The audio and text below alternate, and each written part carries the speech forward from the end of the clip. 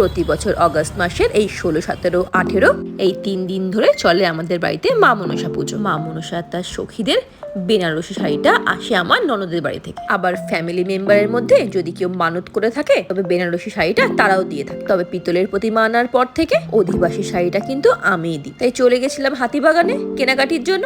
বিয়ের সময় হবু বউরা যেমন লাল সাদা শাড়ি পরে তাদের অধিবাসে সকল নিয়ম নীতি পালন করে, তেমনি কিন্তু মা মনসা তার সখীদেরকে আমি লাল পেরে সাদা শাড়ি পরাই। শাড়িটা তো আপনারা দেখিয়ে দিলাম, কিন্তু মাকে পরানোর পর এর সৌন্দর্য আরো বেশি বেড়ে যায়। এবার হাতিবাগানে গেছি, একটু মার্কেট হপিং না করলে হয়? এই একটা এমন জায়গা যেখানে গিয়ে কোনো কিছু না কেনাকাটি করে ফেরত কেন আসা যায় না আমি বুঝে উঠতে পারি না একদম। তখনই আমার চোখ গেল এই সুন্দর সুন্দর পটগুলোর দিকে।